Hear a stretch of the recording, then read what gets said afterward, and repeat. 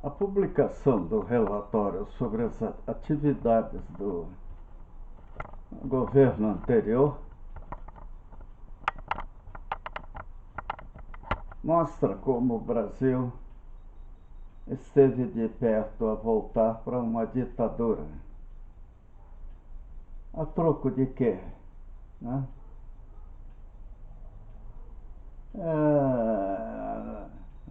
Nós,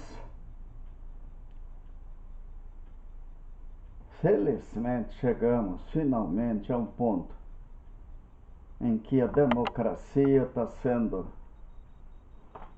muito mais racional, talvez, do que o próprio regime militar, o último que nós tivemos. E dá consistência ao governo, ao povo, no momento em que, infelizmente, tantos ditadores ainda governam o mundo, como a Venezuela, a Rússia praticamente, a Coreia do Norte. É terrível. Mas o STF é fantástico. Estou gostando de ver a maneira que eles estão agindo. Para e passo, eles estão conseguindo mostrar o que acontecia. Enquanto nós estivemos perto de um golpe militar que poderia ter mergulhado o Brasil numa guerra civil, a votação que o Lula teve mostra que muita gente teria seguido o que ele pedisse. Para que, né, gente? Guerra civil. Mas também por que esses caras agiram dessa maneira?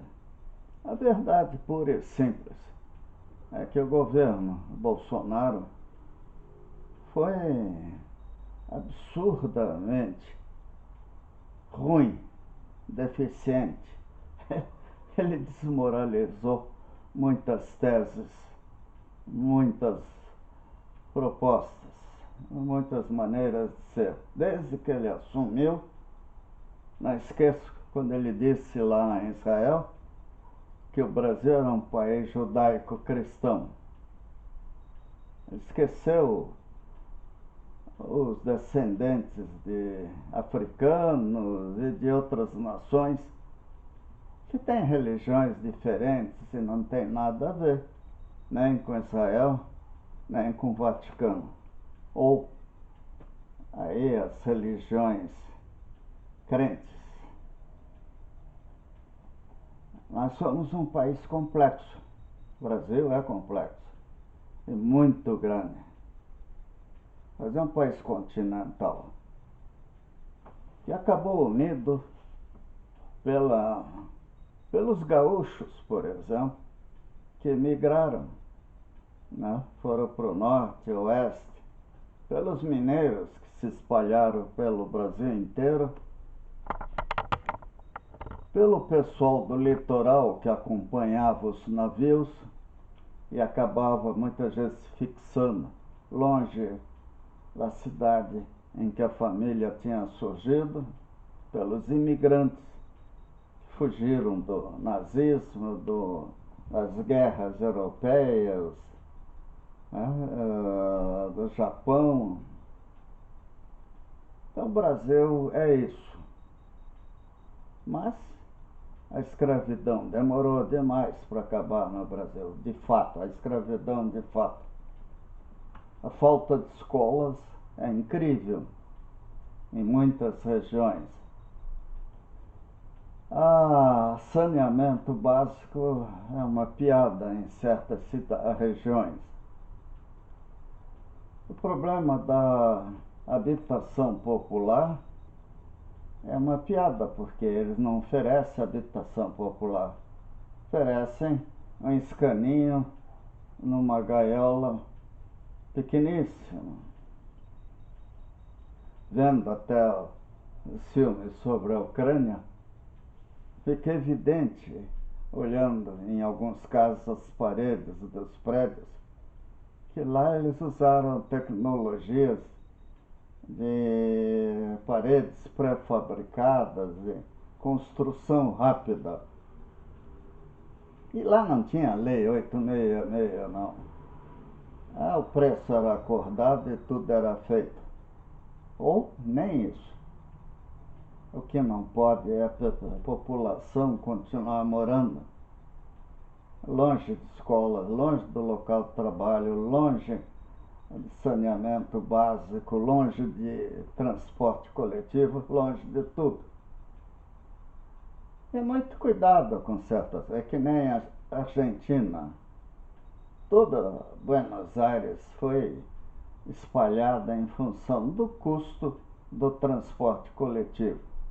Então, quando o governo, por decreto, impõe uma tarifa pelo custo, tem gente que deve estar pensando, e agora, o que eu faço?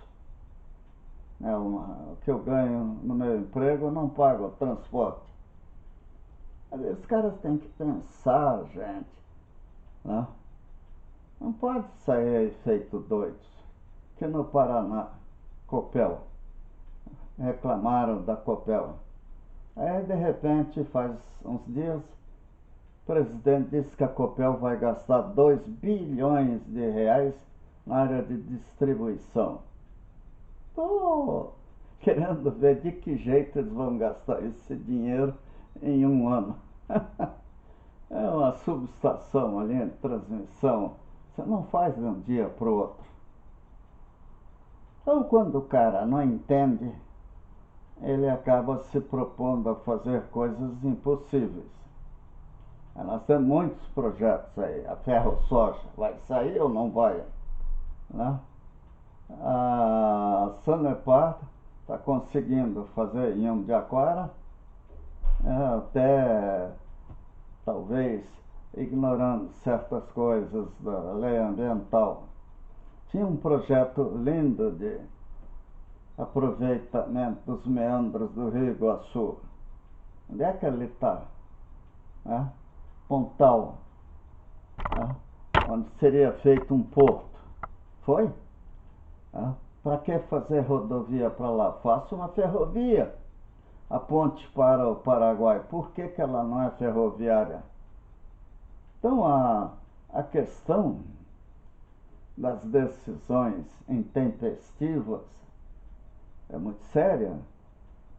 O ideal seria, como uma vez até o professor Adair Sprengel Passo me falou do IPUC. Olha, o IPUC tem uma coleção de projetos. Só falta o prefeito ir lá e escolher um ou outro. Né? Esses anteprojetos estão prontos. Né? Ótimo. Né? Porque querer fazer tudo no momento em que o cara assume. Então, os próximos vereadores, os nossos administradores, deverão raciocinar a longo prazo e não em projetos que o prefeito precisará inaugurar para ganhar a próxima eleição. Assim é o governo federal.